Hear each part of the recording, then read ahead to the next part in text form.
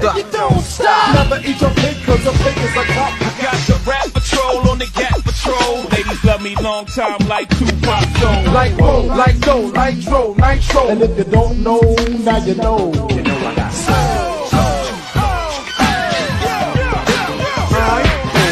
Up to the house in my 6'4".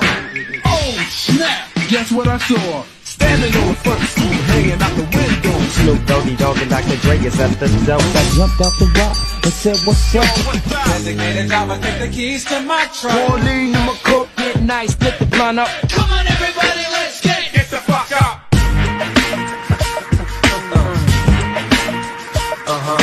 Now, what y'all wanna do? What you wanna do? What you gonna do? Baller, B-ballers, shot shot callers. I wish I had a girl who looked good, I would call her. I was like, good gracious, ass is bodacious. And I approach baby like, My name is last name ever, first name greatest. I've been spending honey since they had small faces. see no by the layers, true fucking players. Race in the space means peace, see you later. Funky fresh and yes, cold on my feet. My life's like a soundtrack I wrote to the beat. when the streets keep calling. Heard it when I was sweet. T-O-M-P-T-O in my city, mobbing in the street. This is my part, nobody else speaks.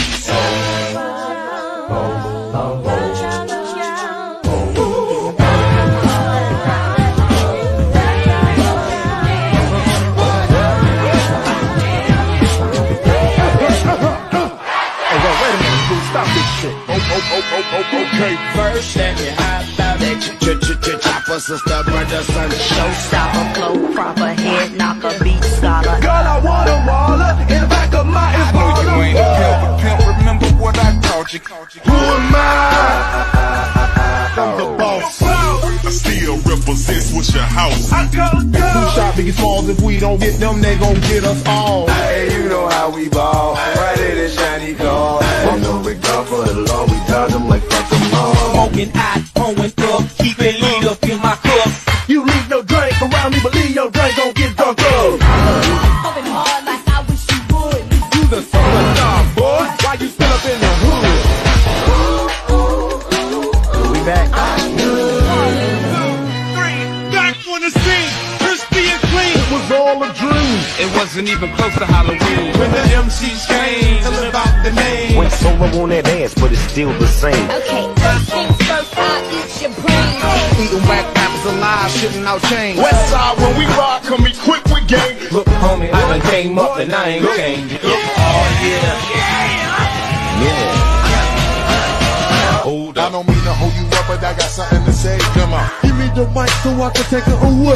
Player haters, get away, or my leg will spray. Cause this type of shit, it happens every day. And I will never stop because I just can't quit. Mayonnaise, color bands, I push miracle whip. I gather round. I'm the little fool in town. I'm the young Harlem nigga with the Goldie sound. Down, When down. I came to get down. You down, girl, go ahead, get down. I get money, money I got. Rock the rhythm that'll make your body rock. Do the hard tick tock, get on I stop. told you I'm just like a clock when I tick things outside. To the beat, y'all, but you don't stop. Once off your doubt, y'all, it's hip-hop.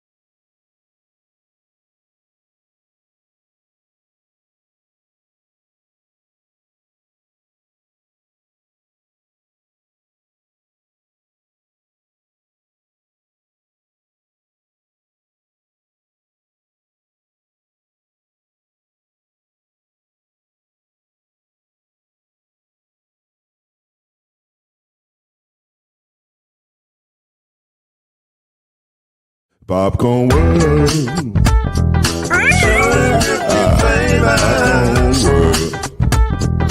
Popcorn World. Yeah.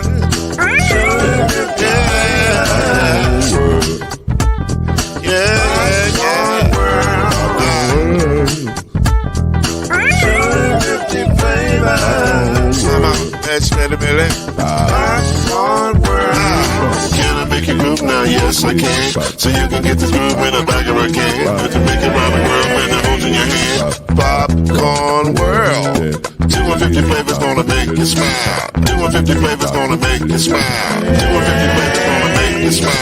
I said popcorn make you smile. Ah. Popcorn World. Popcorn World.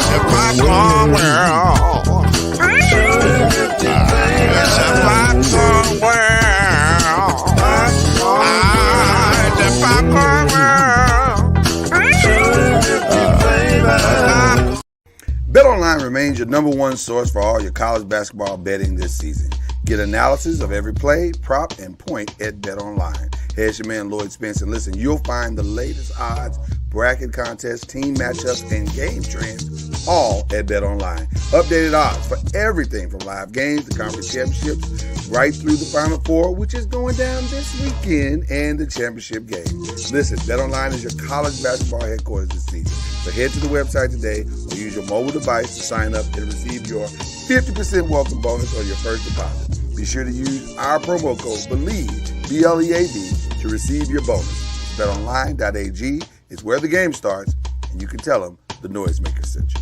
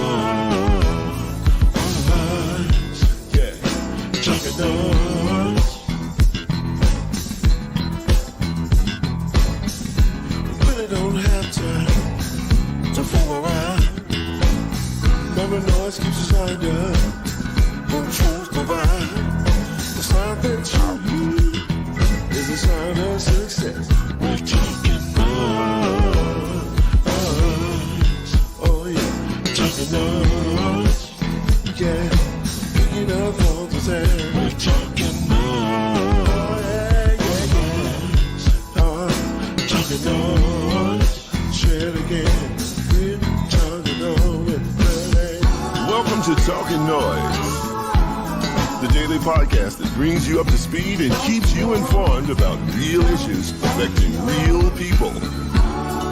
With your host, Mr. Talkin NOIZ himself, Lloyd Spence. His beautiful wife, Mrs. Noise, Kenyatta Spence. The ever-informed Brother Noise, Alan Brown. And yours cordially, Uncle Noise, Shake Anderson. Come on in and join us as we reveal and opine today's most pressing issues. Real truth while having real fun. Talkin NOIZ is in your house right now. So sit back and enjoy Talkin NOIZ.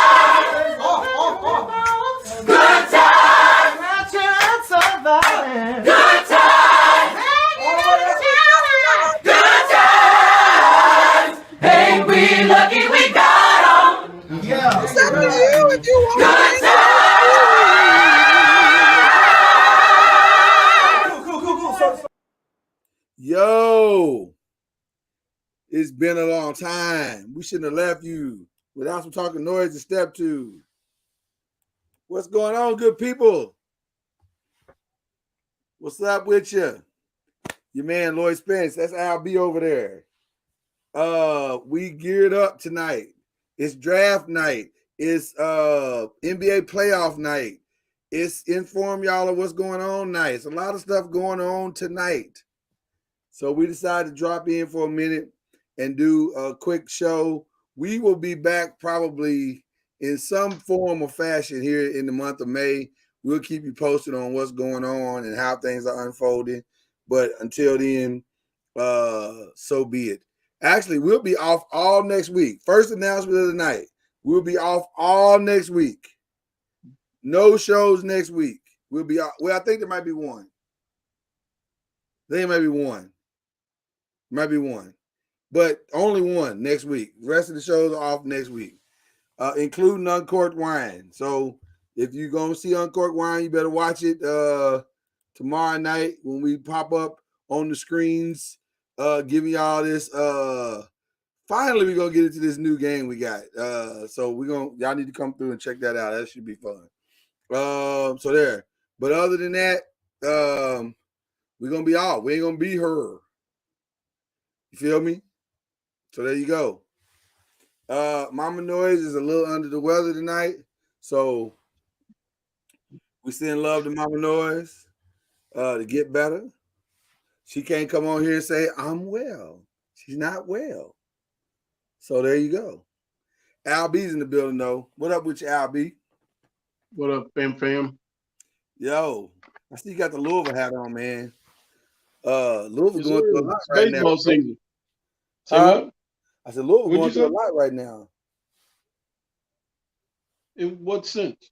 Well, in the sense of transition. It's the teams are being transformed and remade, and Yeah. that's what You know, that's the nature of college sports.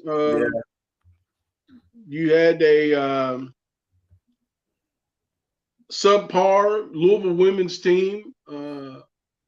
You know, we've been spoiled for the last 6, 7, 8 seasons. So I think Jeff Walls lost 11 players in the portal. So he's reloading. I believe Kenny Payne may have lost more than that in the portal. Well, I don't know if loss is the word you want to use there. More like a subtle. Was it subtle? I don't even know if it was subtle. It felt like he came in there like Joe Clark. There was no subtlety to it. I was gonna say it felt like he came in there like Joe Clark and said, "All y'all stand on the stage. Y'all no longer belong to this school."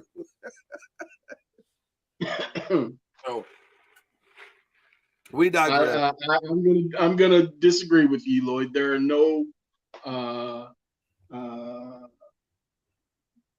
Deion Sanders speeches on record to have come from the mouth of Kenny Payne. I mean, Deion came in and said, you know, y'all might as well jump in the portal.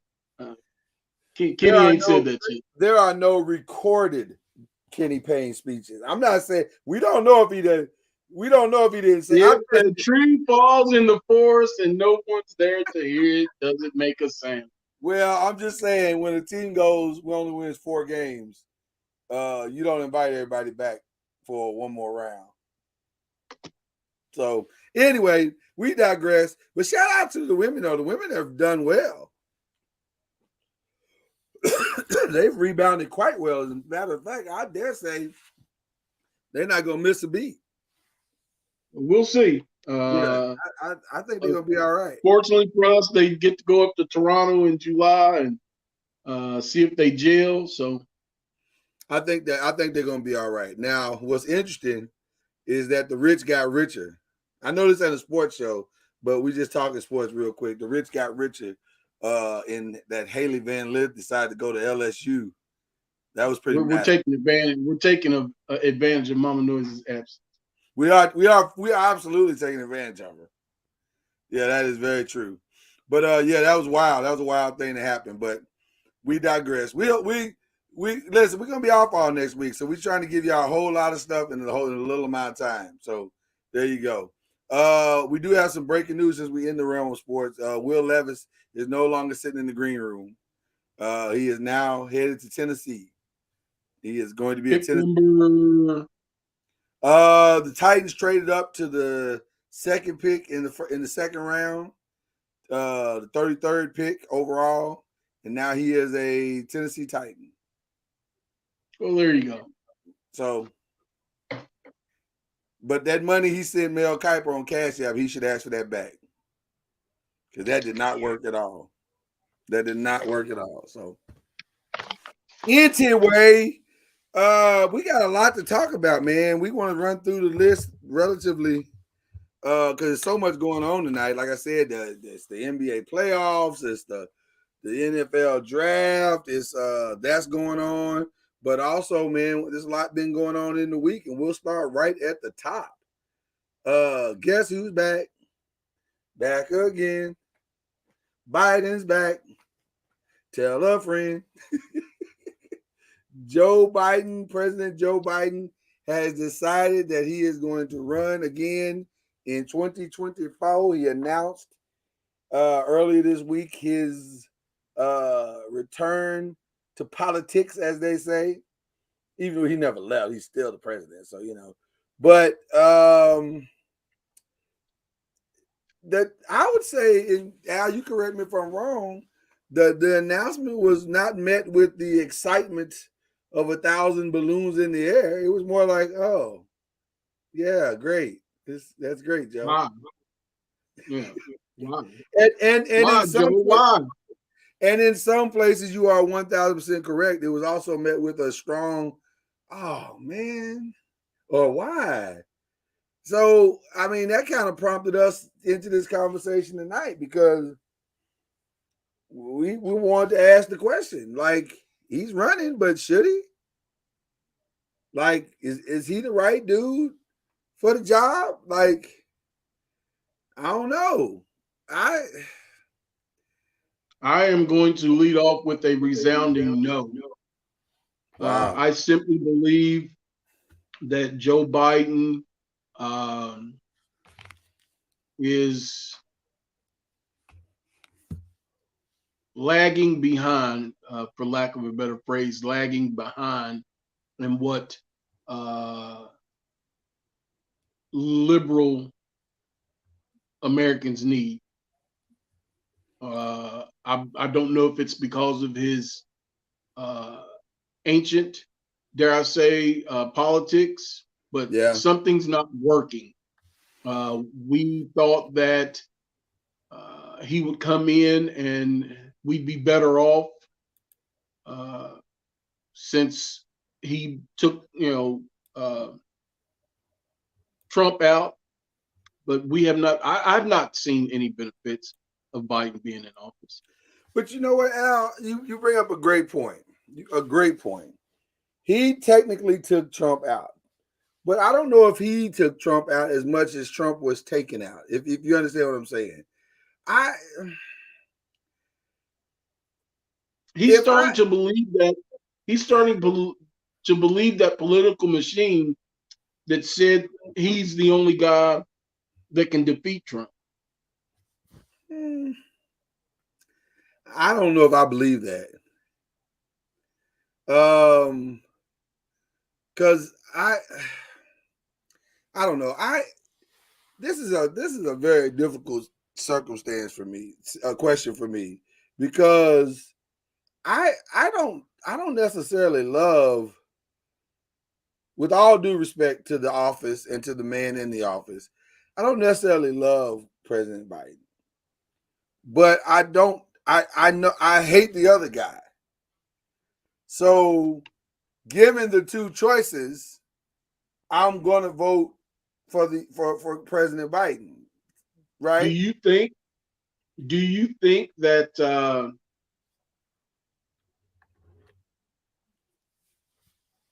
it's automatic that Trump's going to get the Republican nomination? Well, see, therein lies the other problem, because I think it is going, based on what I saw when he came back from his court case and went to Mar-a-Lago and did his press conference, it's going to be a lot's going to have to happen between now and next year for him not to win the nomination. Now, there are several pending cases out there that could affect the outcome. And so maybe one of those cases will be the reason why he does not get the nomination. One that just kind of picked up steam this week, the rape case of him raping Eugene Carroll as she testifies that he raped her. So maybe that's enough to offset him and throw the whole thing out of whack. But I don't know, bro. Like I don't know.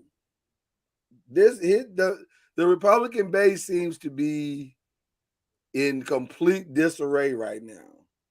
And I just don't know. I know that if he can beat these cases, I don't know if they have a strong enough candidate to be able to offset him. Like DeSantis is not strong enough. Like he's not strong enough. Yeah, I don't think outside of Florida he's anything. Yeah. So who would you put in that spot? Like I don't know. And then I think a lot of them are so terrified of him for whatever reasons that they're just so it's ironic. This whole thing is ironic to me because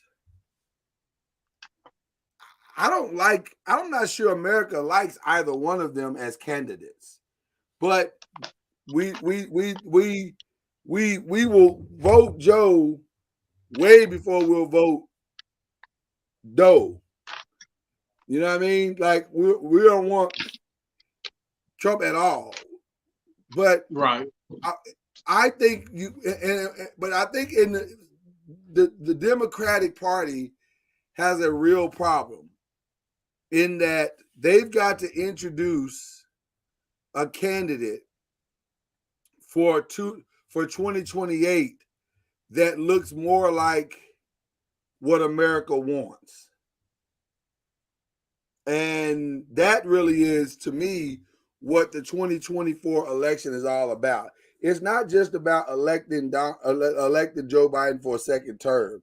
It's about being able to position another candidate for 2028 that looks more like the future of what America should look like. And that really is the real issue, because who is that candidate, Al? Who is the guy or girl that fits that model of what America? Because right now, America looks crazy. It looks crazy. Twitter just hit me up. It said he's going to have to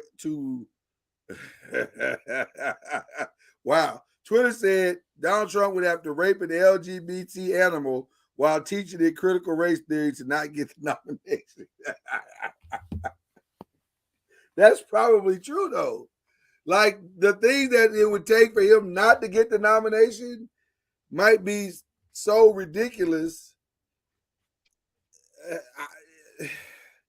I'm not sure. Even with what Twitter just offered, I'm not sure that's still enough. Like if he shot the person he raped in the head, then maybe he wouldn't get the nomination. Maybe people are like, okay, we can't elect the murderer. But a rapist, I don't know. It's a tricky situation. It really is. It's I don't know. What do you think? Do you think honestly, Lloyd, I don't think it makes any difference, because let's say Trump does win the nomination. Let's say he and Biden face off for the presidential election. Okay. Let's say Trump wins. And let's say the economy doesn't rebound and gas prices don't go down and the value of the dollar doesn't start to climb. Right. It doesn't make any difference. Biden's going to get the blame. Just like all of this occurred during the Trump administration. We didn't just plummet in the last 18 months. Right. The economy didn't just go to crap in the last 18 months. So, but yet, who's to blame? Biden and the Biden administration. Right. So I don't think it's going to make any difference. Liberal Democrats are going to suffer the blame as they steadily lose more and more local or state level governments. So I think we're going to be in a bad place for some time now. If I'm not mistaken, I read yesterday that Mississippi just reenacted, or they're attempting to reenact Jim Crow laws. Oh, wow. I have not I heard believe that. there's a proposed bill going before the Senate. Well, let's see what that is. So we're going to be in a bad place for some time. Bill to change judges looks like Jim Crow. Well, there is a bill that it was introduced in February that eerily is similar to Jim Crow type stuff. So I don't know. We are in a very bizarre time in history. And eerily, we are without leadership on both sides. That's what makes this time so strange to me, because we are out vision and leadership on both sides. And for some reason, we are in the worst. Politics looks bad across the board. And it's pure racism versus if I can use this word, pure confusionism. Not Confucius, but confusion. The Democratic Party, we like to say that it's the Republican Party that's so dysfunctional and dysfractured, but I would argue that both parties are dysfractured, like very dysfractured. Like the identity of what a Democrat is today is as dysfractured as the idea of what a Republican is today. The difference, the Democrats are unified in their dysfraction. Right. That's the only thing that makes it a little bit more palatable, because, right, the Democrats are a little more, well, we're going to at least all vote the same way. Even though we don't love what who we're voting for. So it's a weird place, but I think that's why this election is critical, because you're going to vote we're voting what we have to vote, but at the same time, it's like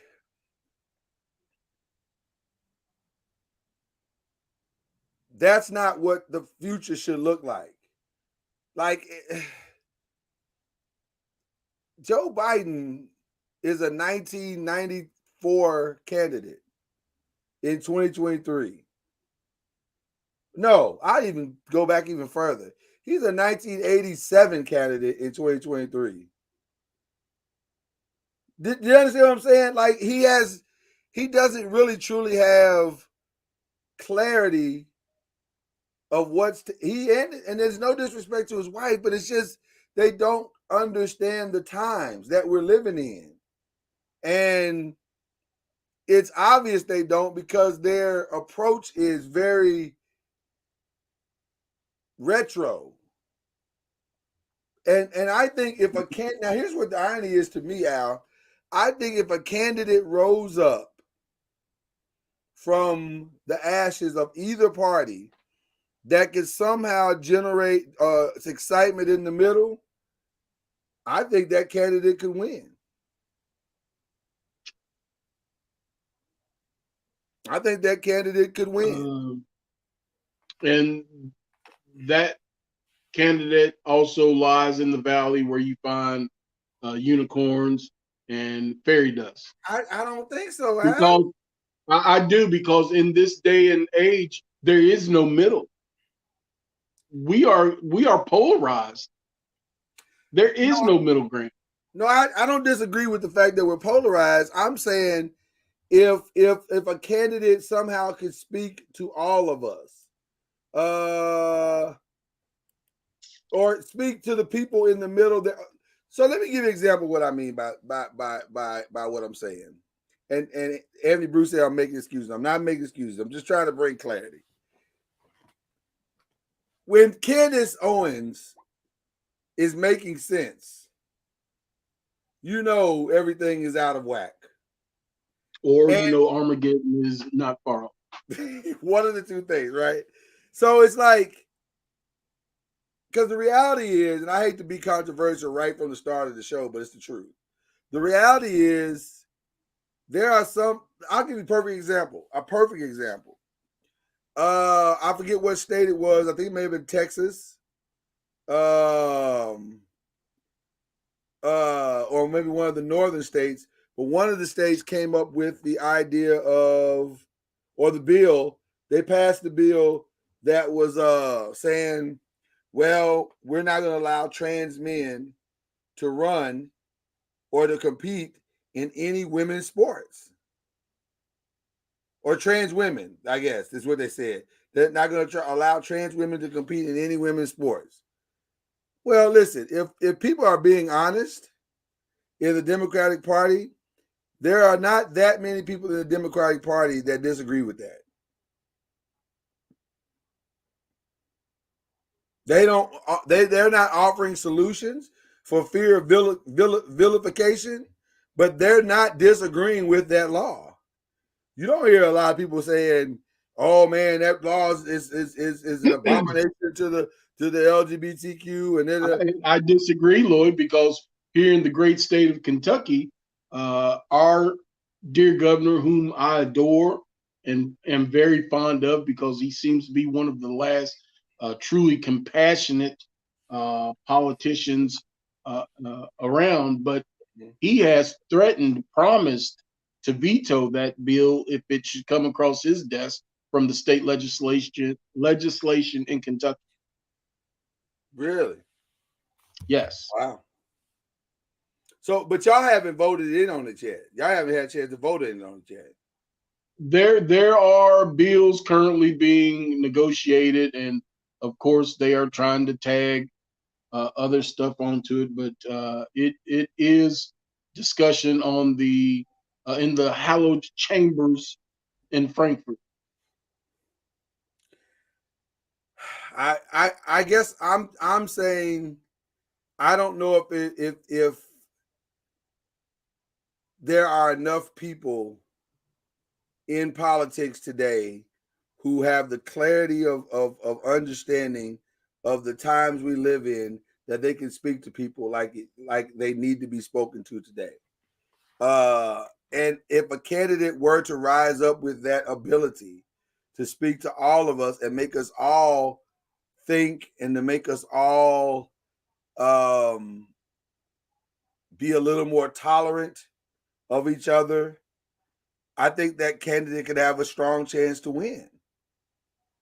But I don't know who that is. I'm gonna be honest with you. I don't know who that is because right now, like you said, everything is so polarizing.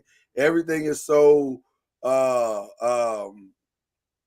status quo politics that it would be hard to see. I don't know who that is. I honestly do not know who that person is or could be. But we need somebody like that. We need somebody like that. We can't even have discussions about the stuff we disagree about anymore. And that to me is extremely problematic. You can't even have a discussion about it. Well, here's an example of where we are in the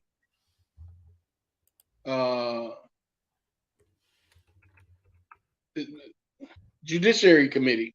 Is that the one Jim Jordan is chair? I believe so. Whatever committee Jim Jordan is chair of, the majority, which at this current time is the Republican Party, I believe. Yeah, he's on the House Judiciary Committee. Yeah. Yeah. House. So the Republicans are in majority. Right. They had a couple of witnesses. They're still talking about the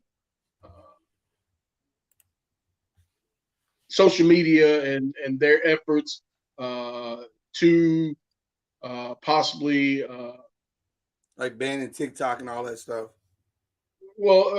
How they deliberately tried to squash conservative opinions on the internet, whatever the case may be. Well, Right. never make a long story short, they invited witnesses, and immediately after the witnesses gave their statements, the Republican majority, Jim Jordan, chair, dismissed those witnesses and did not allow cross-examination or questioning from the minority side of the room. So that's the state of politics that we're in. Yeah. They're using their super majorities and their majorities to dictate unfavorably how America is going to be for the next 2 to 4, possibly 6 years. Cuz Noise is here, ladies and gentlemen. Cuz Noise is in the building. He's muted. Nobody can hear anything he's saying.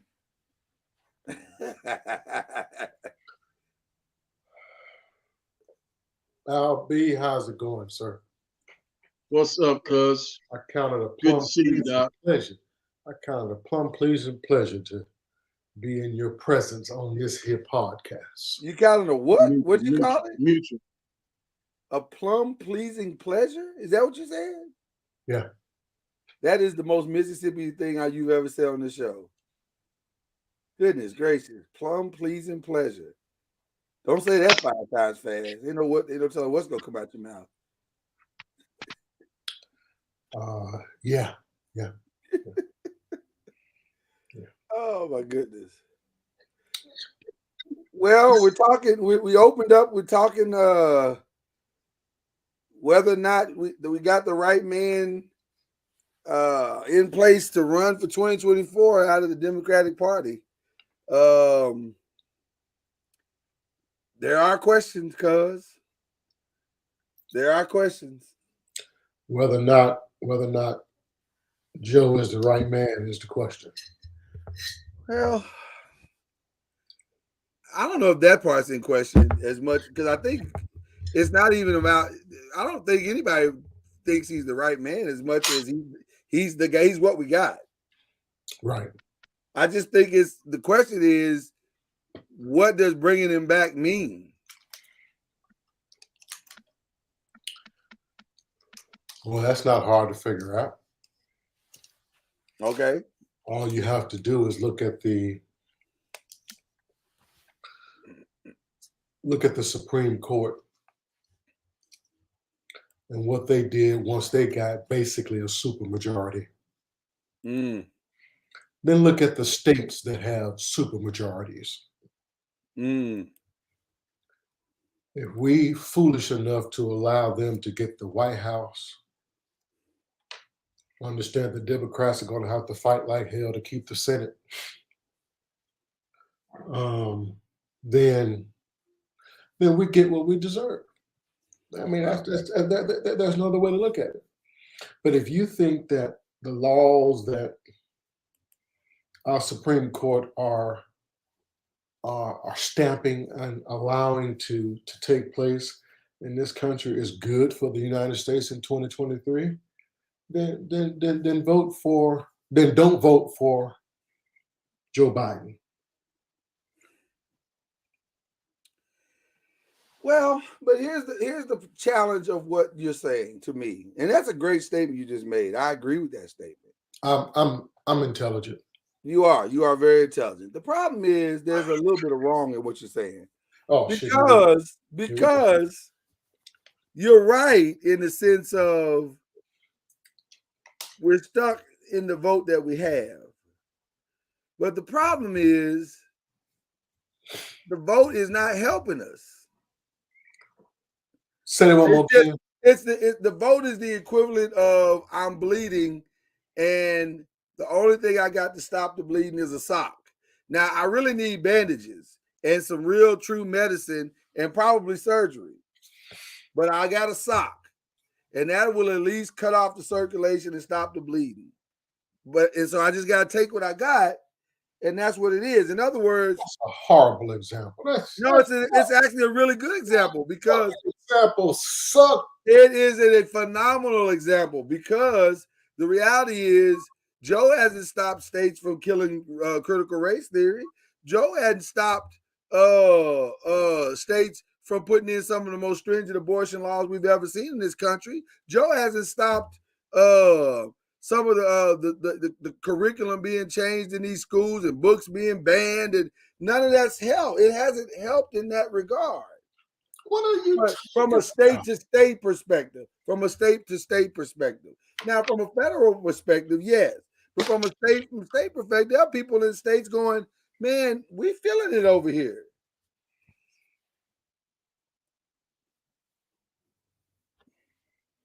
So it's like, on the whole, I guess it's good, but on the specific nature of what's taking place in quote unquote my state, maybe not so much. So the person that's on the side of the road that was just hit by the car, show you how dumb your statement was. Okay, show me how dumb it is, even though I was spot on. Person that was hit on the side of the road by the car. Aid must be rendered to that person in order to save that person's life on the spot. That person's not going to heal on the side of the road. The person's not going to get up and walk, pick up your bed and walk on the side of the road. Mm-hmm. The person's life must be saved on the side of the road. So whatever we have to do, whether it's pressure, whether it's a sock, whether it's mouth to mouth, oh God, please don't need mouth to mouth if you're sitting in front of me, because you probably gonna die. Wow. No. What I ain't gonna do. No shit. No. Wow. Anyway. I'm so glad that this show created drops for moments like this. I think the appropriate one would be, yeah. In other words, you do what you can do until you can do better. The reason why the situation for Joe is not better, I'm calling him Joe because he's an old ass Joe too, or decrepit ass Joe. The reason why the situation is not better for Joe is because Joe doesn't have both the House and the Senate with the votes necessary to overcome filibuster. He doesn't have that power. If he had that power, then they can move forward with things that they want to do without the need for collaboration or assistance from the Republican Party. So you don't give up on the person on the side of the road because you know they're going to need life-saving surgery. You do what you can on the side of the road until you can get them to the life-saving surgery. And while your answer was eloquent, I'm good. It was eloquent and it was well spoken on your part. I'll add well spoken to it. It reeked of full of shitness because the reality is, who wants to lay in the hospital forever? And that's where we are. I'm sorry. Say it again. Who wants to lay in the hospital forever? And that's where we are. That's not the issue. How long it takes to heal is not the issue. The issue is you're going to have to heal. So however long it takes, that's what you're going to have to do. That's like the cancer patient saying, you know what, I don't want to have to go through. Well, none of us want to have to go through it, but the reality is you're going to have to go through it in order to heal. But I'm wondering if we had a better physician, could we heal faster? I just wonder, is he the guy? Mr. Noah, I just told you now. I just told you. Should someone challenge the sitting president? Well, I know that's an uncomfortable conversation. I wish he would go sit down somewhere and rest his bones. I wish he would. But I still, I'm sorry, I have, okay, never mind. I still prefer him over the alternative. No question. And we open. Right. Go ahead. We cannot allow the alternative to get into power because they've shown us how foolish they're going to act with that DeSantis guy down there in Florida that's acting a plumb fool. Who fights Disney? And why would you fight Mickey Mouse? Right. Not only is it the happiest place on earth, it is a huge employer for your state. And more specifically, that city, yeah. If they were to pack up and leave, you might as well shut down Apopka and Orlando. Yeah, Orlando. Orlando's a large city. This employer, huge. Yeah. But you're picking a fight with them like you on the basketball court. You're a fool. Now, if we give that power, and he's doing that in part because of his protege, his ignorant ass, orange hair, twice impeached, indicted. That fool. Because of the examples he set, others that come behind him are going to feel that they can be just as. Listen, they're not trying to change what Trump was doing. They're just trying to tweak the message to where it's more tolerable to all. But there's no way to tweak a racist message. Like, you can't tweak it. It's real racist. Like, only a fool would know it wasn't racist. Listen, the guys that wore the hoods over their head, oftentimes they didn't talk, but they sent a message. Sure. But the guy that wore the hood is no different than the guy that burned the cross, is no different than the guy who says, well, you just don't fit what we're looking for. We know the message is still the same, even though one may be more subtle than the other. We still know. Then they've tweaked it. Well, only a fool would know it wasn't racist, though. Thank you for great. What now? Only a fool would know it wasn't racist, though. Like, it's still racist. Well, now, I sent you something earlier that shows you people don't see it. That's true. As racist. I mean, the discussion, the galls, the unmitigated galls, the balls that someone must have to say that this country was founded. I need the exact quote. I ain't got my phone right here. Was founded on tolerance. Now, we can stop right there. This country was founded on tolerance? No. What kind of new fool must you be to believe that? Right.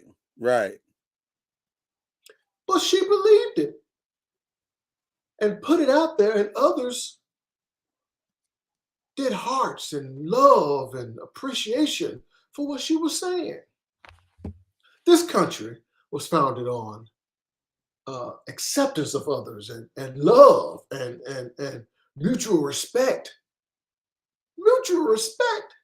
You think the Indians felt that way? You think the Africans felt that? Who are you talking about? Right. Who are all these respected people that you're referring to? So they don't necessarily see it as racist. Listen, Right. you can be ignorant a long time. You can be unlearned, unaware of your biases. And until somebody points them out, or you are willing to learn that you are biased and that what you're saying is racist, until you're willing to learn, then you won't ever get it. But okay, so but therein lies what I think is the real problem, because I don't think that's just a Republican problem. I think that's a problem because they're not seeing it on either side. It's just better. It's just somewhat better on one side than it is the other. One is more obviously racist, and the other is more. They're learning to come out of it. And so the problem I'm having is I'm not sure the guy I'm voting for has an understanding of the world any greater than the guy I can't stand, or he has a slightly better understanding. You can't move forward in life with the belief that anything is going to be perfect at any given moment. We're not going to find the perfect candidate, the perfect president, the perfect leader, the perfect preacher, the perfect pastor. We're not going to find the perfect wife. So whenever people put off making decisions because they're looking for a perfect, then you playing a fool's game. Well, do I want perfect or do I want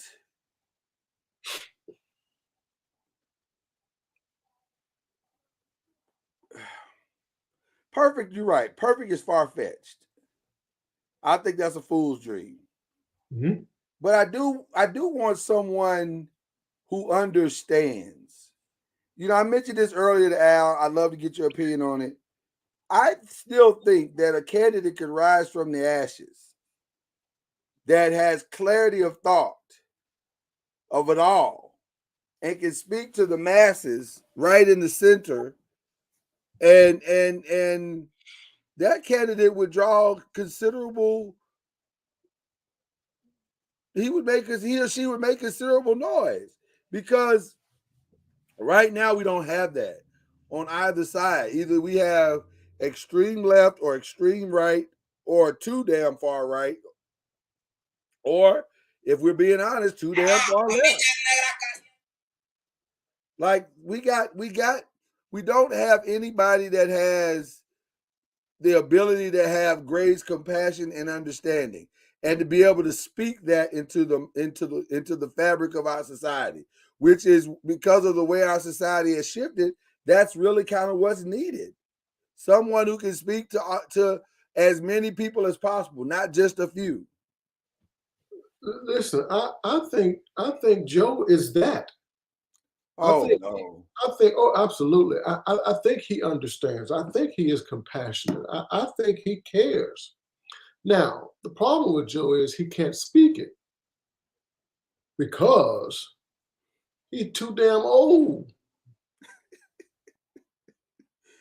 I mean, you listen to him and he's stumbling and fumbling and bumbling, and I'm just waiting for him to fall out one day. I'd hate to say it. I know that's crass as hell. That's rude. That's not nice. But come on now. Joe old now. Come on now, Joe. We are literally electing a great granddaddy to the office of presidency. A great granddaddy. And with the young folk nowadays, he could be a great. Right. But they start popping them out early. Right. It could be a triple great. So should we run somebody else? I don't think we have that option. I don't think so. Joe would have to say, you know what? Last night when I laid down, I didn't think I was gonna rise this morning. I think I need to go somewhere and enjoy the rest of my days. Oh my goodness. Seriously, because I'm yet holding on, and I ain't nearly as strong as I should be. So why don't I just go sit down somewhere? That's what he needs to do. And unless he does that, no one's going to challenge him or run up against him. And they really shouldn't, because all that would do would weaken them both for the Republican general election. So you're saying in order to have a chance, we have to, or I'm sorry, the Democratic Party has to unite behind Joe Biden? That's our only option. Listen, y'all, let me tell you the truth now. Many Republicans have held their nose with Donald Trump. Some now, don't misunderstand me. They still are. They still are. Don't misunderstand me. Many of them like his foolishness. But those that were true Republicans, and not just the racist element within the party, it does exist. Many of them did not want him to be president. They were voting for Cruz. They were voting for Florida. What was Florida? Bush. They were voting. They didn't want him. Right. So they've held their nose because of what they understand it to be, and that is power. And power is the only way you can affect change. But the power derives from the people. Joe ain't got no power by himself. Trump ain't got no power by himself. The power comes from the people. If the people stand behind you, then you have power. Listen, if Joe had numbers within the Republican Party of 80-90% support, we wouldn't be having this discussion, and the general election would be a runaway. We're only having this discussion and the thought that, well, can Joe really handle it, is because our support is not as strong as it should be. I know we don't like to hear that. That's really what it is. We having this discussion because of what you said. He's old, and we don't believe this old man should be like. And this is no shade to old people. This is no shade. We're not trying to shade old people. We're just saying there's a disconnect here that is resonating at a very strong and high level, and it's not good. It's not good for where we are.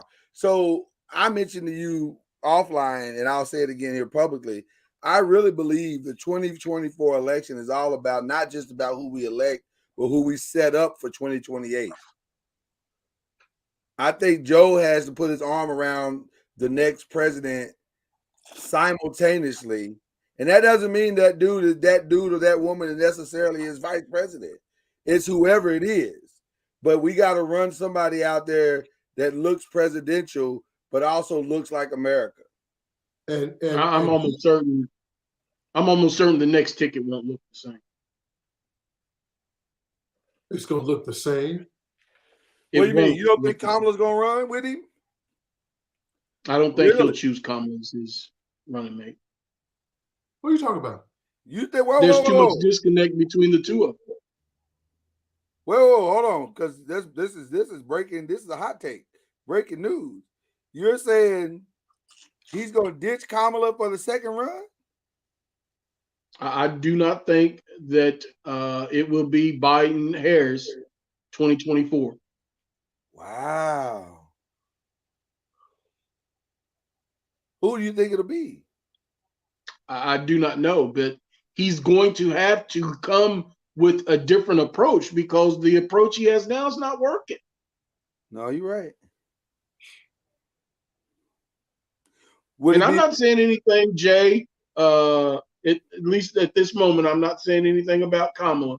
I'm just saying the ticket will not be as attractive if it comes back. You just said it right there. That's some bullshit you just said right there. You said you thought I didn't catch that shit. Not at least not at this moment. Just give me a moment. and I'm gonna come for her ass. Do you think it's Biden Newsom? Listen, guys, he's already announced. If he was going to switch, he would have switched before the announcement. No, he wouldn't. Yeah, he's already announced with her. She's in like Flynn. Well, things can change. They look like Chuck. Things can change. Nah, she ain't going nowhere. Listen, he's already setting her up for more of an active role this second term in order to make her appear to be even more presidential or palatable to those that don't like her. Let me tell you something seriously. One of the hardest jobs in the United States, yet the easiest job, but it's a very hard job, is Vice President of the United States. One of the hardest jobs. You have to present yourself as a leader when you're actually just a follower. It's a very hard job. I disagree with that. Oh my God. No, I don't disagree with that. It's a hard job.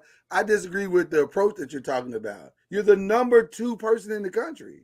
But you serve at the pleasure of the president. Right, no question.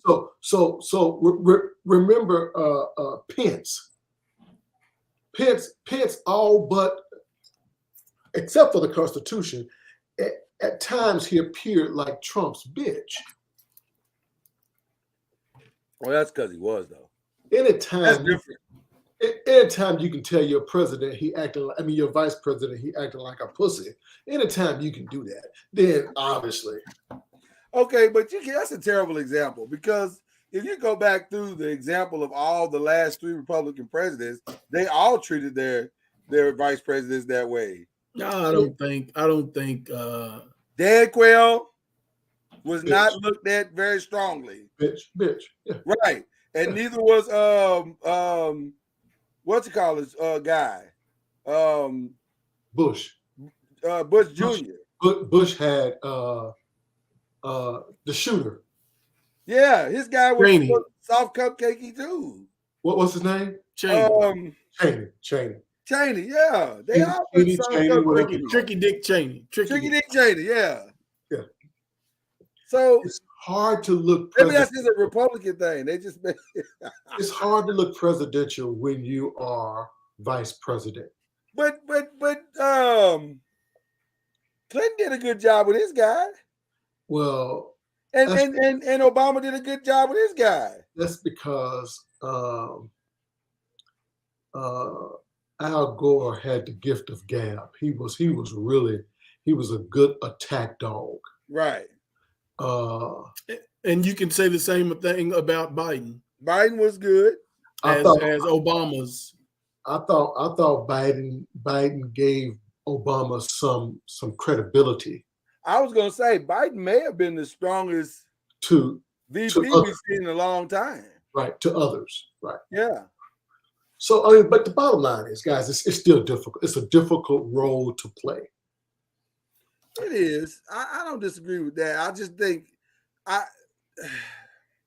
because you are being handled by those around you so that you make the president look good, not yourself. So they will sit you down and shut you up for a time period in order to make the president look good. You're at the bottom of the ticket. You really don't matter. Yeah, it's a hard job. It's a hard job. I'm not saying it's not a hard job. I just think I don't know if she has embraced it the way that it could have been embraced.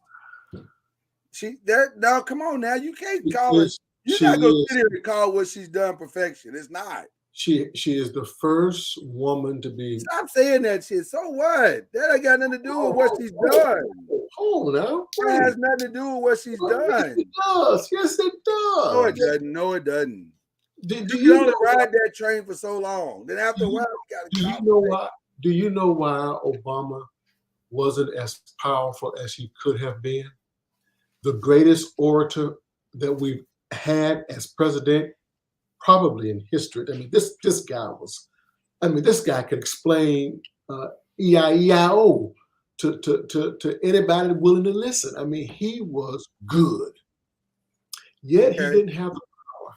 Why didn't he have the power? What do I you mean can't why he hear didn't have you. the power? What do you mean why he didn't Why have the didn't- power? Why didn't he have the power? For 18 months he did. No, not really. Not For really. that first 18 months, he had everything he needed. Because he had to be careful as the first. That's the truth. You are not as important. Listen, the key is when you're in those positions to open the door and leave the door open. You don't want to close the door behind you. So he was constrained by being the first. That's a fact, man. Come on now. Let's just come on. I don't know about that. Yes, man. Yes. I think Yes. that's too easy a narrative to paint. I don't know if I buy that. God. I don't know if I buy that one. I ain't getting on train with you on that one. You're not gonna sit here and tell me that his blackness was the reason why he couldn't get nothing done. I'm telling you, it's much easier. It's a much easier for a white Democrat to push the agenda than it was for Obama as the first to push the same agenda. In his first 18 months, he pushed a whole lot of shit through. Well, he pushed up that they all had already, Hillary had already tried healthcare, so that wasn't really. I'm talking about the issues that affect us. But he pushed more in particular. Well, I know what you're saying. You said he didn't get a lot of black stuff done for black people. He really couldn't. He couldn't go there as the first. I'm trying to teach you, man. I don't know why you don't want to you're listen. not teaching. You just throwing out shit, and it's you're hoping it sticks. But I don't disagree with the he wasn't able to get much done after the first the second election or whatever that was, but because it just the whole thing shifted. But I'm not buying the whole it was this blackness thing. I don't think that's true. Do you think that's true, Al? That his blackness got in the way? To a certain extent, I will say I agree that he was limited because it's like when the camera's on you, you can't do certain things. They were anticipating him doing a lot of those, so he could not because it would have looked bad on his part. So to a certain degree, I agree with Jay. He was limited. You always do. You know what? See that you about to throw yourself, man. Listen. For instance, if he had gone in there, and one of the first things that he did, other than the health care, was to start talking about reparations. Dog, that wouldn't have worked. But you know what? A conservative or a white Democrat, Wahite, could do that, and it wouldn't come off the same way. He was constrained by the color of his skin and being the first. The second one won't have nearly as tough of a time as he did as the first. So you think Kamala's gonna get us reparations? That's like that baseball player. What was his name? Jackie Robinson. Those guys went through hell being the first. I agree. Okay, that's the same goddamn difference. I don't think it's the same thing. I just don't. I don't think it's the same thing. I think that his conservative approach could he have come there, kicked down the door, and started acting as black as he wanted? No, obviously not. But I think he knew that. Like he knew that coming in, so he didn't attempt it at all. But it was also because the stuff that he led with was so over the top for what America had been used to that that by the time it came back around, the voters was like, "Yo, you doing too fast," and so it pinched him in for the next 7.5 years. Well, 6.5 years, I guess. So I don't know. So we all agree that he's what we got. And we just gotta try to get through it. Not unless he died next week. Why are you killing the man off? Why are you doing that? Listen, Mr. Noah's death is as promising as birth itself. It Once is, but do you want to speak it over once somebody's life? Once you're here, you are going to die. Now, whether that's next week or whether it's after you leave office at 86 years old, because you're gonna be the oldest president ever. Oh my goodness. Then it don't matter. But the reality is you're gonna die. So unless he died next week or week after, we're stuck like Chuck. Are you comfortable with them killing off the next president the way I'm that not he is? trying to kill him off. I'm just that's the only way around it. Man, it's tough, man. We're in a tough situation. Let's be honest. We're in a tough situation, and I think we're okay. Honestly, I do. I think we're okay. You think America's all right? I didn't say that now. I'm talking about with the Democrat Party and the direction we're going. I think we're okay. I didn't say America was all right. I think America will rise up and do the right thing. But you know, this is the equivalent of sleeping with somebody to keep your family out of jail. Like it's not something we want to do, but Depends on how she looks. you just try to keep the person from having the worst situation ever. So I get it. I get what we're doing. I don't know. We got a couple other things to get into before we take off for the evening. The great, iconic Harry Belafonte has passed on at the age of 96. Gentlemen, your thoughts about Harry Belafonte?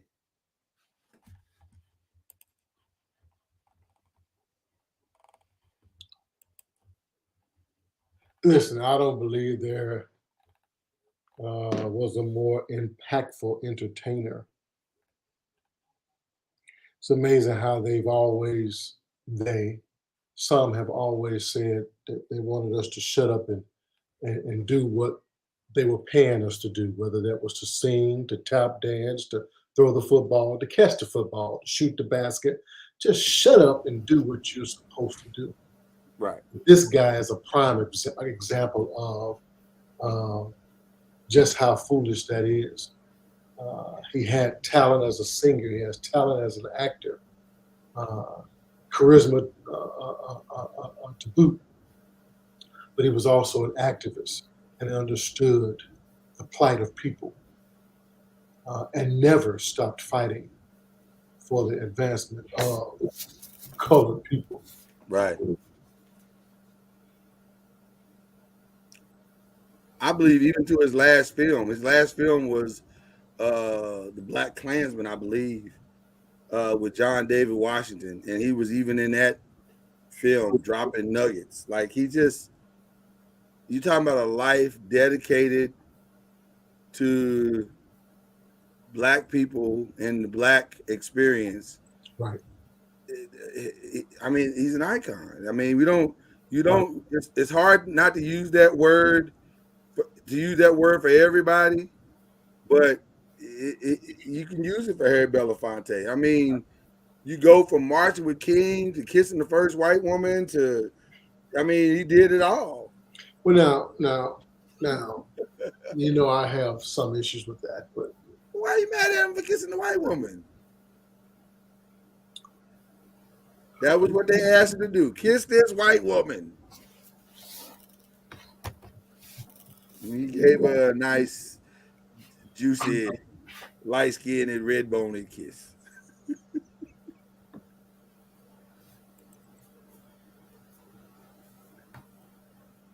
I'm just saying, he got winner.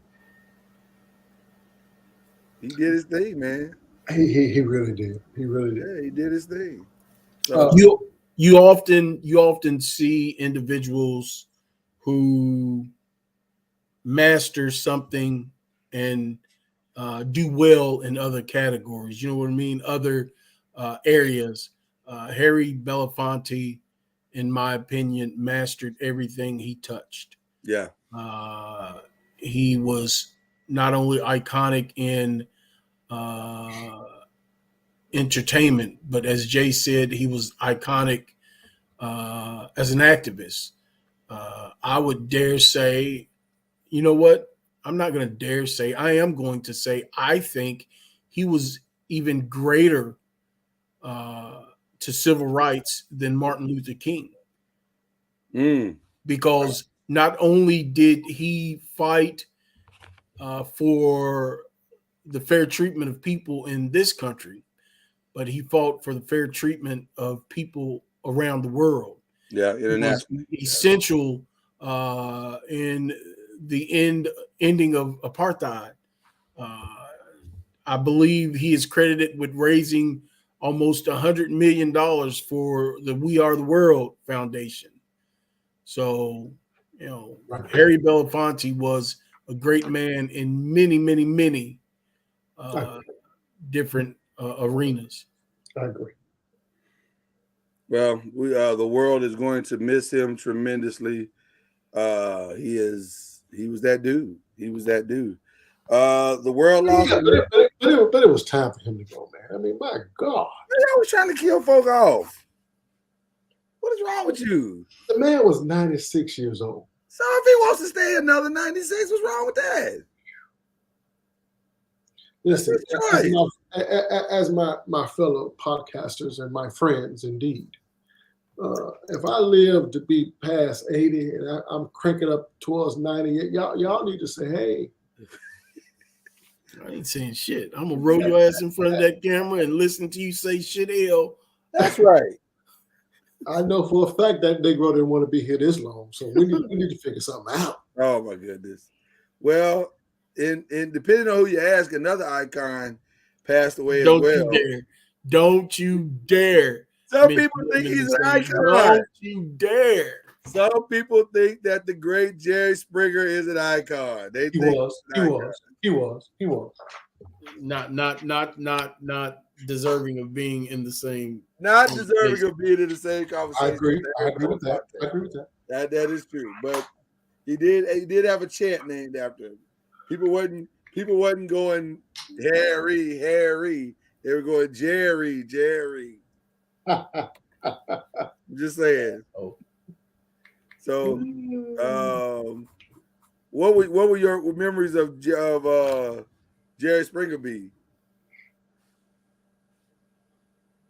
I mean, what else could it be besides the fights? I mean, but when I think of Jerry Springer, of course, I do think of the off the wall,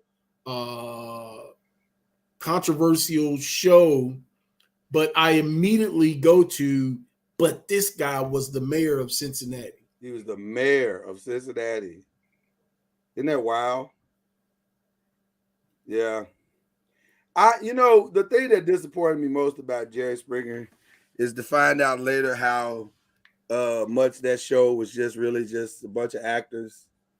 None of that fight shit was real. It was just actors, stage and stuff. That really hurt my feelings. Because I'm like, Jerry, I believed in you, man. I trusted you. You out here lying. So anyway. But he was funny, and he was on a long time, so I guess that's something.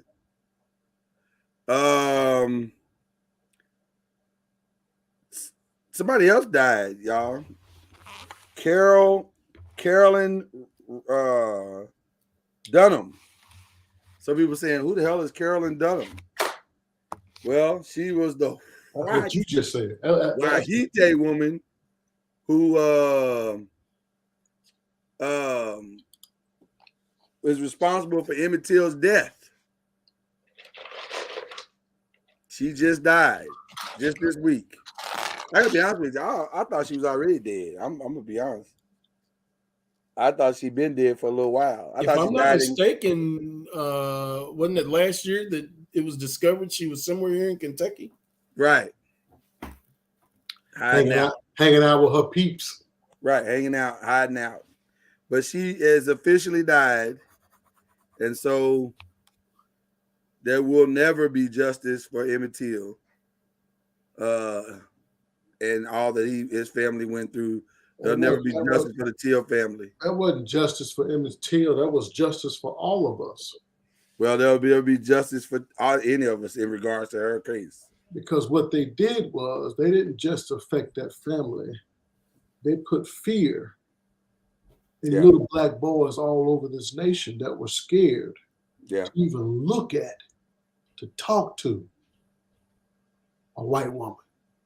Well, that's why Harry Belafonte got to be celebrated, because he was like, forget that. I'm kissing in the mouth.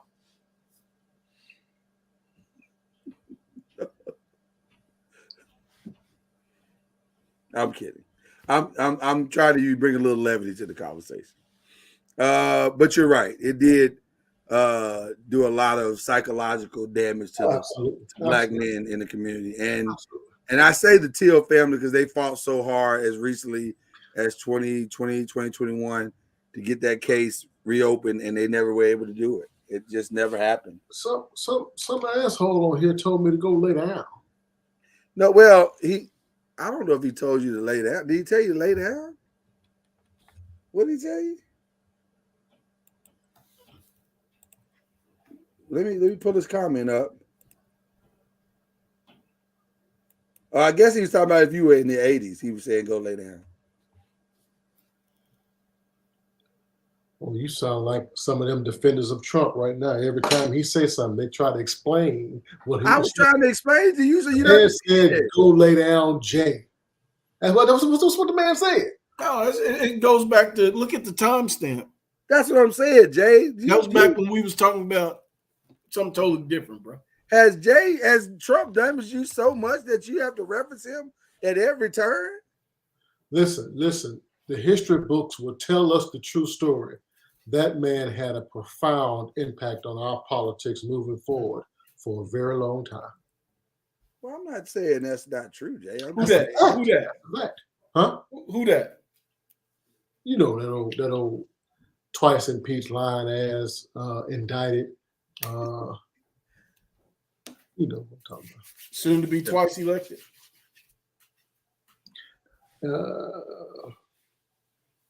You thought that same thing probably the first time he ran the second time. I thought it wasn't going to be close. Well, it wasn't close. He got his ass kicked. Yeah. All right. Something else interesting. Oh, before we get to that other interesting thing, we want to send our thoughts and prayers to Jamie Foxx. I had been seeing that tweet, prayers for Jamie Foxx, for like a week or so. And I just thought he had like an accident or was sick. But apparently that situation was bad. I guess he had, and I'm still sketchy on what actually happened, but it sounds like he had like a heart attack, and to the point where he was unconscious and he had to be revived. And see, I was under the impression that it was some sort of brain aneurysm. It may have been that as well. Like I really don't understand what happened. Like it's very vague and no one is talking about it, which they don't have. That is why the family keeps saying medical emergency. Right, medical emergency, right. But and I was under the impression, why won't these Negroes tell us what's going on? Well, and see, that's what I didn't understand either. Like I privacy is one thing, but if you got all these celebrities tweeting out prayers for Jamie, well, I don't know what to pray for. What am I praying for? Like, am I praying for him to get a sandwich? What am I praying for?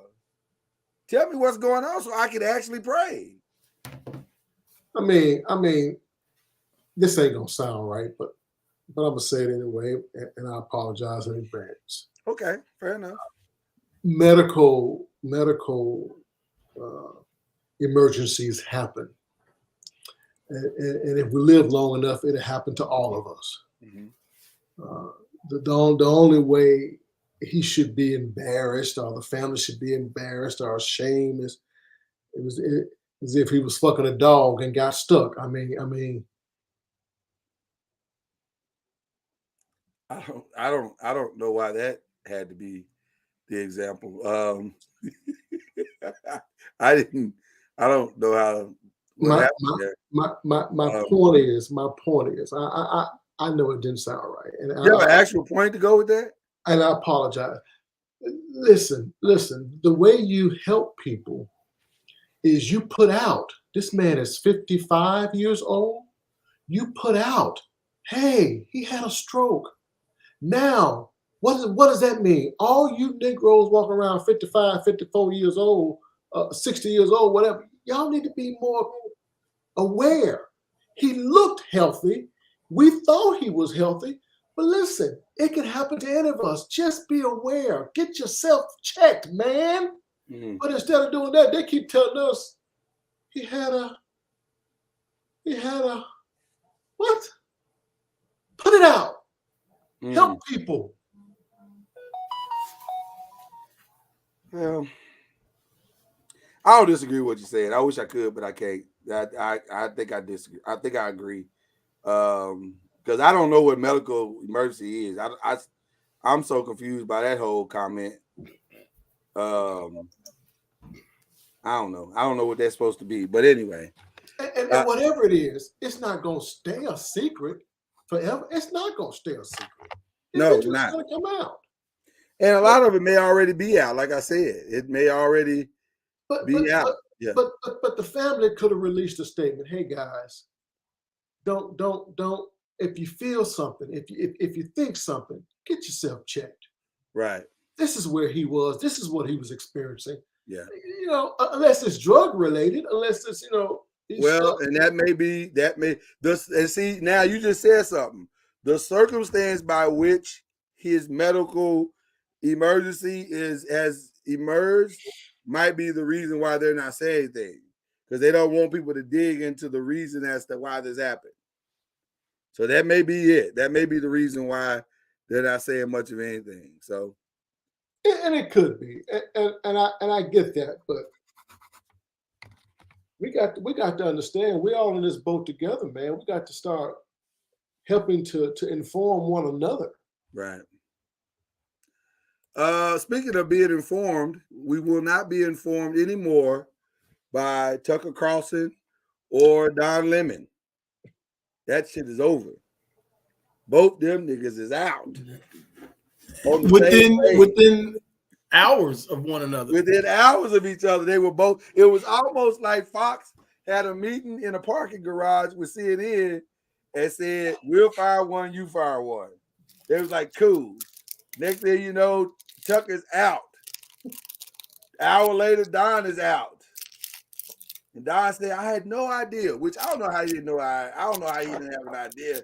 They've been telling you, Don, for years to shut the fuck up, and you wouldn't do it. They've been telling you for years, bro. Like how many times they gotta tell you, bro? Like, calm down. What do you think his problem was? What do you think his problem was?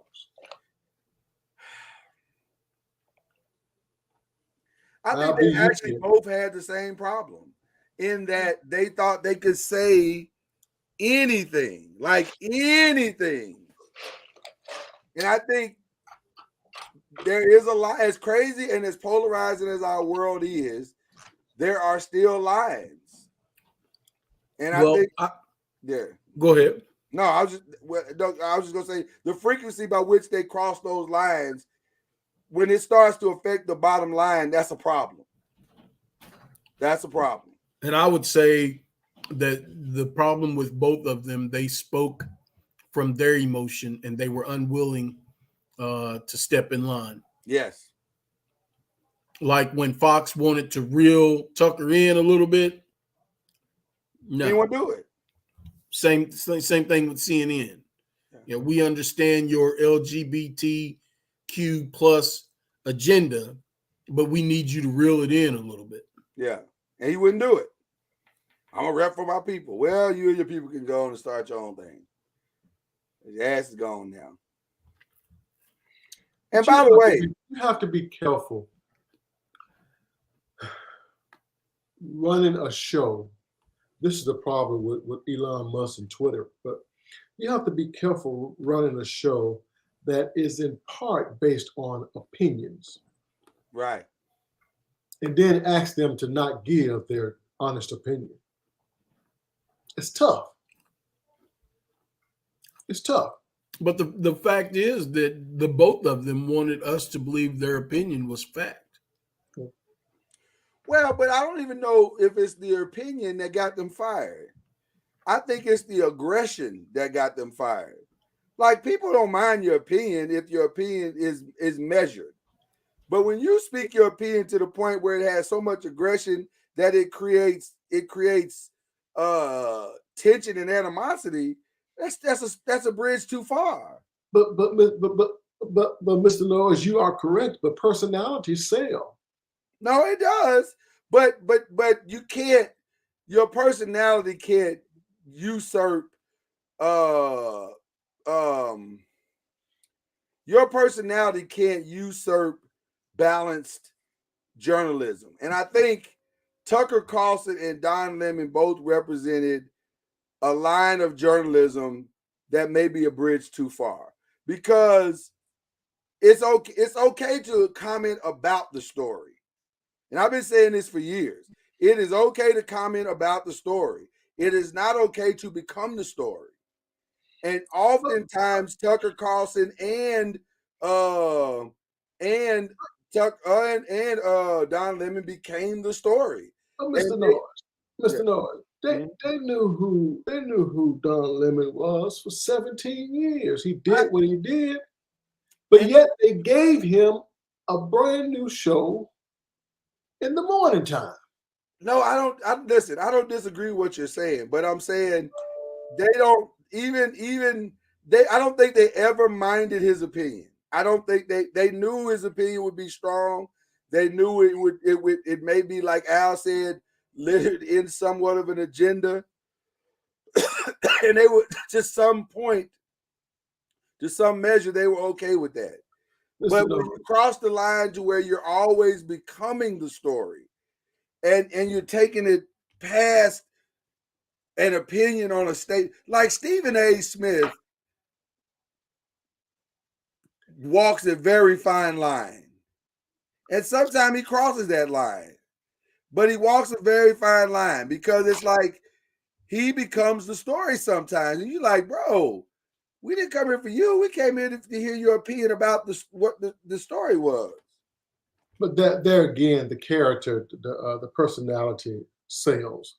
But, it does. But Mr. Noah, the truth of the matter is, I want your opinion.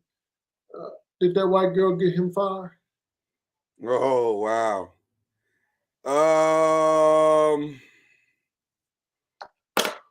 Don, or you talking about Don, right? Don. And you know which one I'm talking about. I know which one you're talking about. Is that why he's fired? I'll be dancing around the truth, man. Let's just go and talk about the truth. Look, well, shit, hell.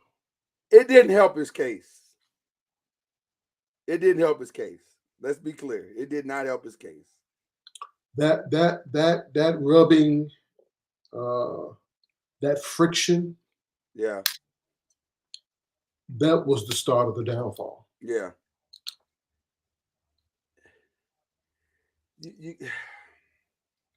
Mr. Noise, you ain't got to be deep breathing and no, because I'm not. You're not wrong. No. You're not wrong. You're not wrong. But that goes back to what I was saying, bro. You got to know the lines. You as a person, and especially as a black. Listen, you might be whatever sexual preference you have is what sexual preference you have, but you're still a black man. All right. And you still got to know your lines, and you still got to know you can't be out here saying and doing the same things that everybody else doing. You got to calm down, man. And you can't hide. A black man can't hide in the alphabet group the same way that a white man can. Okay. And I think he thought he could hide because he dated a white man. He thought he could hide. No, He I'm being don't date. serious. He's engaged. Well, engaged, whatever you want to call it. He thought he could hide in the shadows and get away with certain things, and you can't. You can't. You just can't. I'm sorry, you just can't. So he as they say, he brought it on himself. Listen, that brother gonna be just fine. He gonna make. Oh yeah, millions. somebody will hire him. He gonna make millions moving forward. Somebody gonna hire him and bring him on in because he got a name and he got his fan base and the audience, and you know. He gonna be just fine. Yeah, he'll be fine. There won't be any challenge. He won't have any challenges.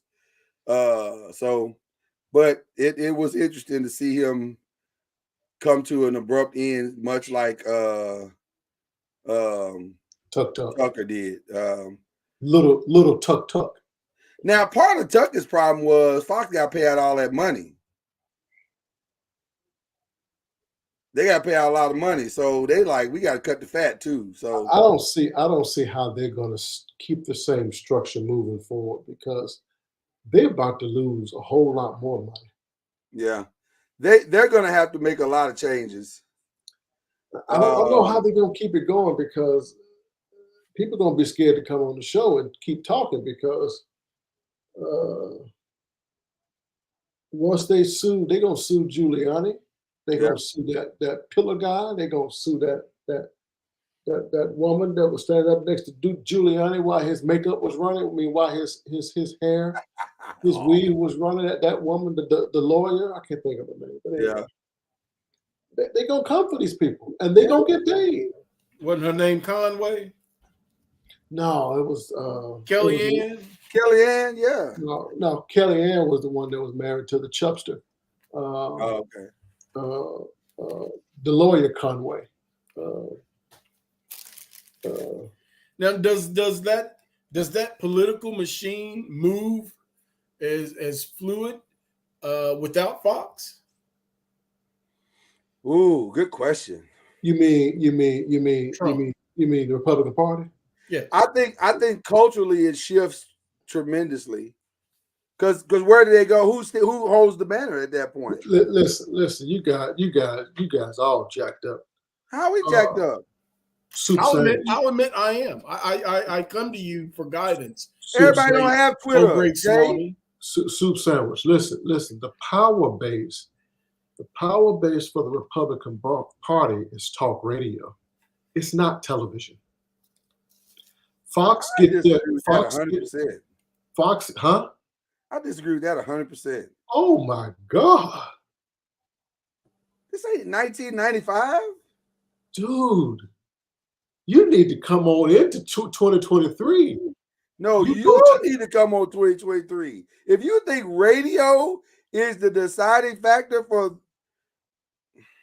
Listen, Mr. Noiz, everything that they put on Fox News, everything that Trump will stand up on stage and talk about, it was already tested in the local markets on talk radio. That's a fact. That's why he could stand there flat-footed, bold-faced with his orange hair, with his orange makeup on and say it because his base had already tested it. So you try to say Salem Radio Communications is the low-key base of the Republican Party. Is that what you said?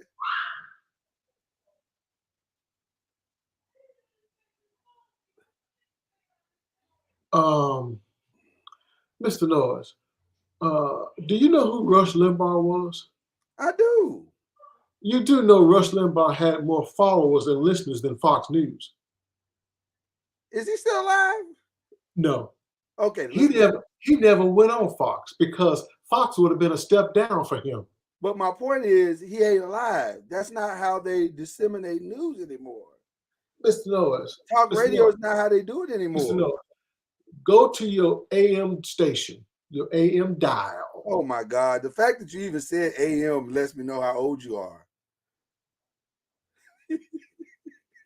Go to your AM station in every local market.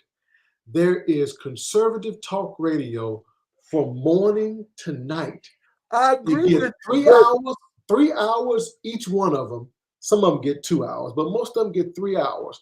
And they're doing nothing but talking about politics and how bad I the left agree is. with you that AM radio is where some conservatives rest their homes in hats. Oh, But I don't think that's true of young Republicans or even Republicans at our age. listen, you don't see it as a factor because conservatism has a hold on the radio market. Democrats don't have that hold. But I listen to talk radio, and I'm telling you, it is powerful. It's powerful. Okay. I don't know if it's as powerful as you're claiming, as much as the mediums that are what they have always been or what they've been the last 10 years. I'll say that. If you said that to me in 2000, I'd agree with you because that probably was true because social media wasn't as impactful as it is now. But I don't think that's true since 2010. I just think social media has a much stronger grasp on this consciousness of our and the fabric of and I would even go further and say like Al said, Fox News has a more of a hold on the social consciousness of the Republican Party. Bro, you're wrong. Okay. They will dump Fox in a heartbeat. Well, they may not have a choice now. They may have to go back to radio. They will dump Fox because listen, how do you think other radio stations have not popped up called Newsmax? How do you think they popped up? They popped up because of conservative talk radio saying that they're sick and tired of Fox News. Bruh, it informs their constituents. What would you say the demographic of that is? The demographics of this everybody on this news that you're talking about. Radio news. AM radio. It's everyone that gets in their car and drives to work in the morning. It's the truck drivers, and they really have a strong hold on the truck drivers. It's the truck drivers that get in their truck and drive from coast to coast or regional routes, whatever it is. That's why they were able to, I don't know if you remember a couple of years back, how they were able to lock down Washington, D.C. and lock down these other cities with these basically blockades with truck drivers. That was all through talk radio.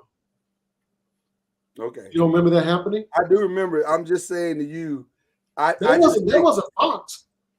I just think that audience that you're referring to is a lot smaller than you think it is. It's not as vast as you think it is. Wow. I just don't think it is. And I, Lloyd, think it's not as small as you think it is.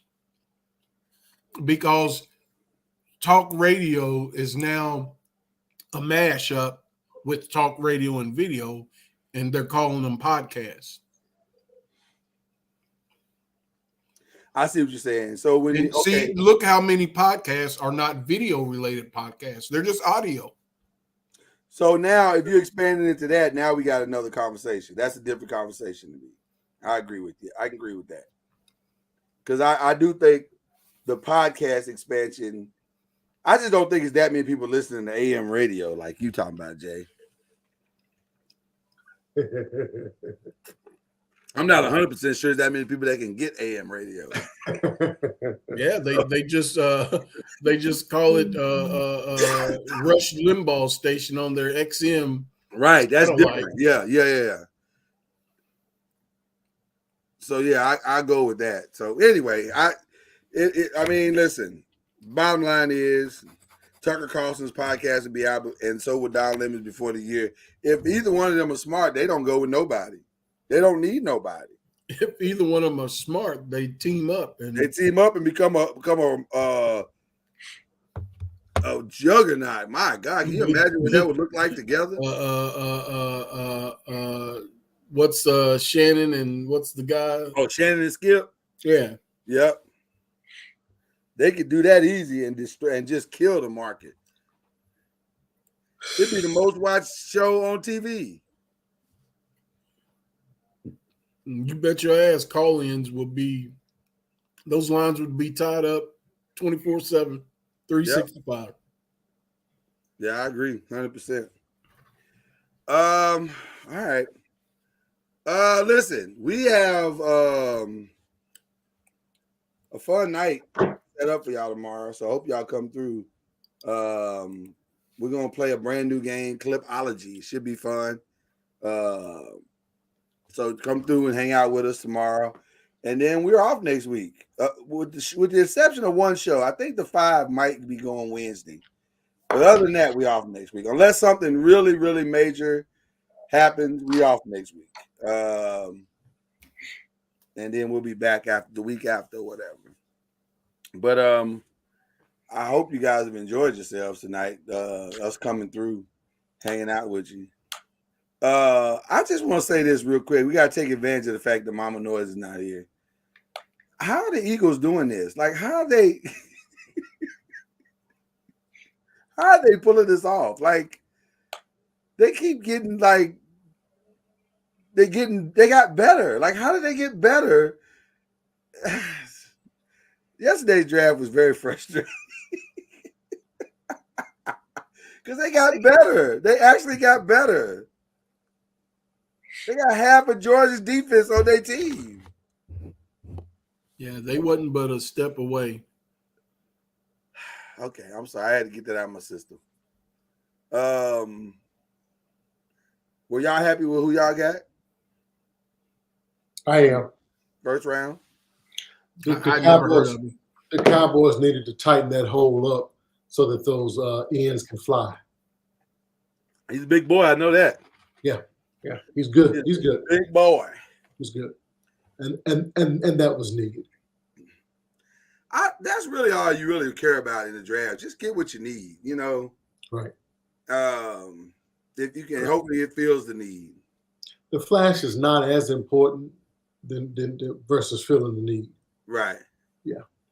Right. But Houston, they flash. They pulled a gangster move. Woo. That was a gangster move.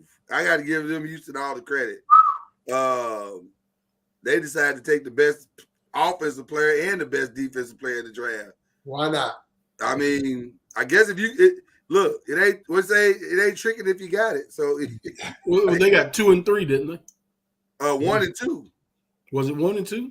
No. 1 and 3. 1 and 3. 1 and 3. No. 2 and 3. Carolina got the first pick. Oh, 2 and 3. 2 and 3. I'm thinking.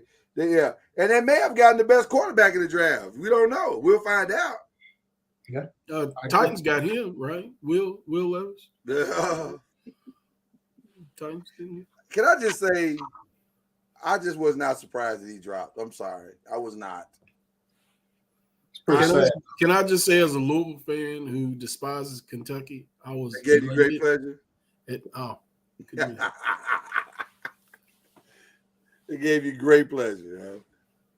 Huh? If you've watched him play, it wasn't surprising that he failed. It wasn't surprising at all. I agree. So, anyway, we digress. Mama Noise, we want you to get better. We love you. Appreciate you. Shout out to Mr. Uncorked Wine. We'll see him tomorrow night. And cuz if you're not busy tomorrow, come, grab a bottle and come drink with us. We'll have some fun tomorrow night. I'll see what I can do. Yeah, I see what you can do. All right, ladies and gentlemen, that's it. That's all we got for you tonight. We love you. We appreciate you. And we'll see you later. Peace. We're talking